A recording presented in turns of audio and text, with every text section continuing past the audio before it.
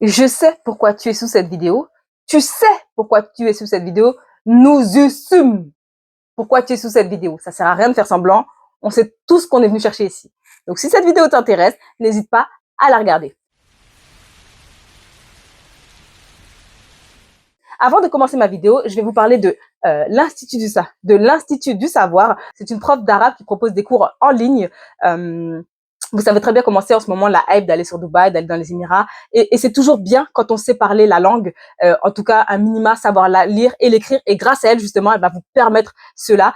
Parce que, par exemple, je sais pas, moi, quand tu es d'origine, par exemple, quand tu es un antillais, que tu vas parler arabe, ça va être quelque chose d'exceptionnel. D'ailleurs, je pense que je vais vous faire une vidéo parce que vous allez être étonnés de voir le je vous ferai une vidéo, je vous ferai une vidéo. Bref, et vous savez très bien que c'est toujours, justement, ça fait toujours plaisir aux gens, même que c'est mieux pour l'intégration, de pouvoir un minima parler la langue, d'un petit peu comprendre, de lire, même de lire, à force on s'habitue. Donc voilà, elle propose aussi des cours de religion que je vais vous inviter à l'ajouter. Voilà, c'est davantage pour les femmes et alors c'est des cours qui sont destinés aux femmes et aux enfants. N'hésitez pas à l'ajouter, elle va vous dire exactement son programme, ce qu'elle propose, et elle fait aussi des cours en accéléré. Vous savez qu'on est de plus en plus dans une société pressée, qui veut tout faire vite. Donc, ne vous inquiétez pas, elle propose aussi des cours en accéléré. Donc, je vais vous mettre tous ces réseaux. N'hésitez pas à l'ajouter. Elle est vraiment sérieuse. Moi-même, je prends des cours avec elle. Donc, si je me permets de vous la présenter, c'est parce que je sais que derrière, c'est carré. Il n'y a pas de problème. Je m'engage. Il n'y a pas ni problème, comme on dirait chez moi. Donc, voilà. On commence la vidéo. C'est parti. Tu te sens africaine? Alors, à la question est-ce que je me sens africaine? C'est marrant parce que la question elle est toujours posée dans un seul sens. C'est toujours l'Antillais qu'on invite à se sentir africain et jamais l'inverse. Et pourtant, si on doit se sentir africain, c'est bien qu'il doit y avoir une réciprocité. Mais je vais répondre à cette question. Est-ce qu'un Africain se sent un Antillais? Parce que moi, j'ai vécu ce genre de choses et je peux vous dire que chaque fois dans ma vie que j'ai pris un Africain pour un Antillais, il m'a toujours répondu, je suis pas un P, je vous mettrai l'autre lettre avec des nattes, ou je suis pas un Chimal. C'est bien la preuve que cette unicité, c'est bien la preuve que cette unicité, elle est fausse et hypocrite. Ça me fait toujours rire quand on me dit oui, vous êtes des Africains, oui, vous êtes des Africains. J'ai déjà démontré par divers points que nous sommes trop différents pour pouvoir nous revendiquer, en tout cas totalement africains.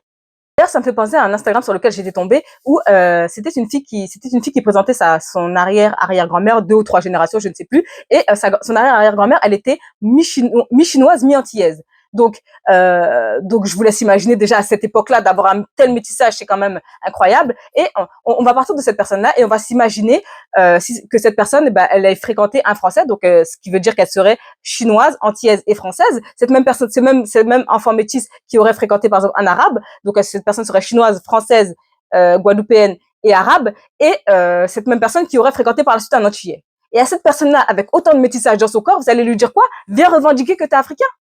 Mais les gars, il faut arrêter. Moi, par exemple, je vais prendre mon exemple personnel, je vais prendre l'exemple chez ma mère. Par exemple, moi, mon papy, c'est un Indien pur, d'origine. D'accord? Il s'est marié avec une chabine antillaise, ce qui a donné ma mère.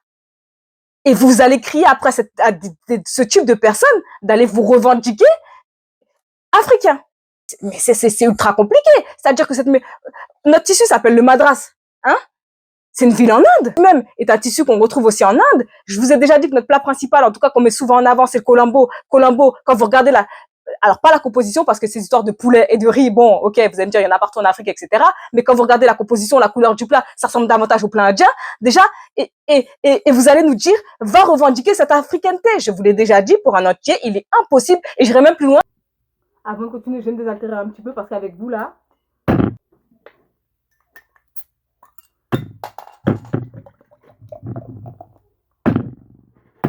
c'est pas d'alcool, je bois pas d'alcool, donc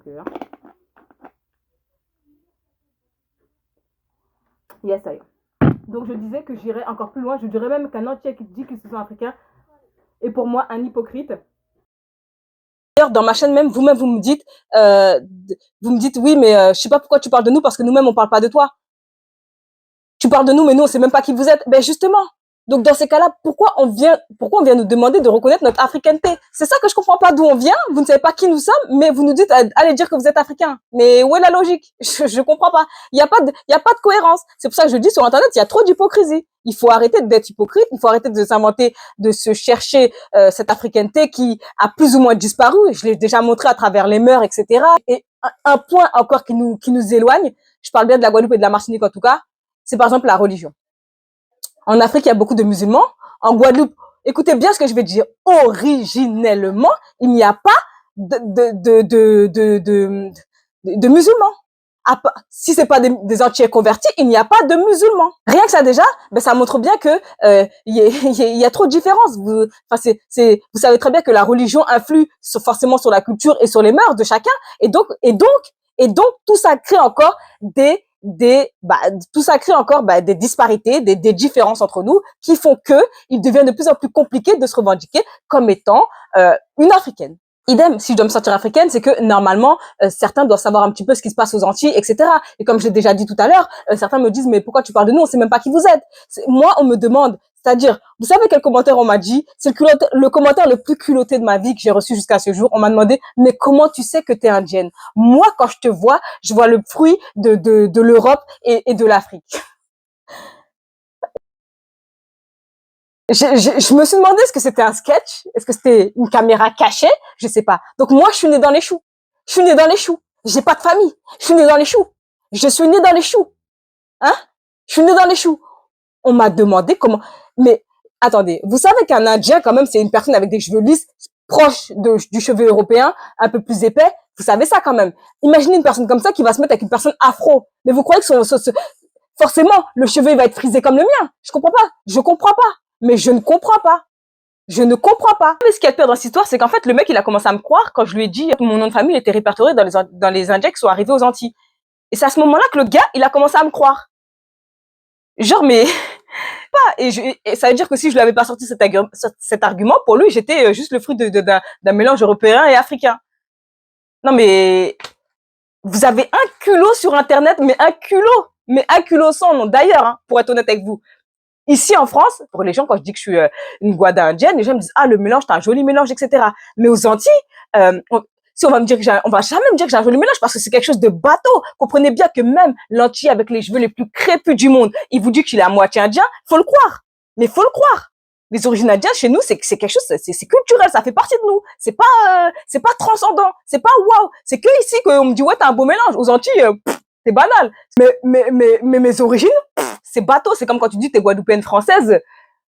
Rien de neuf, quoi. C'est bateau. Quand tu vas dire t'es guadeloupéenne russe, t'es guadeloupéenne, je sais pas, thaïlandaise, là, tu vas nous dire, ah ouais, là, c'est quelque chose. Mais vraiment, c'est étonnant à quel point il faut se justifier sur ses origines.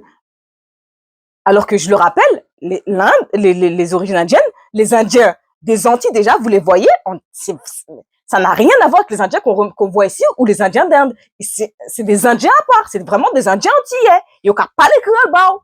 Ils n'ont qu'à pas les créoles bao. Et nous fiers. Idem, on m'a dit tu flammes parce que tu as des cheveux bouclés, lisses ou je sais pas quoi, tu te sens plus. Mais sache qu'en Afrique, il y a des filles plus claires que toi et avec des mêmes types de cheveux comme toi. Ok. Maintenant, jurez-moi sur ce que vous avez de plus cher que demain, vous allez interroger n'importe qui dehors. La première chose à laquelle on pense quand on pense aux Africaines, c'est à des femmes claires avec des cheveux lisses. Vous foutez de ma gueule. Qui sur cette terre, quand on parle de la population africaine, va penser directement à une meuf aux cheveux lisses, à la peau claire? Mais qui? Mais arrêtons en 2 minutes. Non, mais je veux bien avoir des débats avec vous, mais quand même, il faut respecter les gens.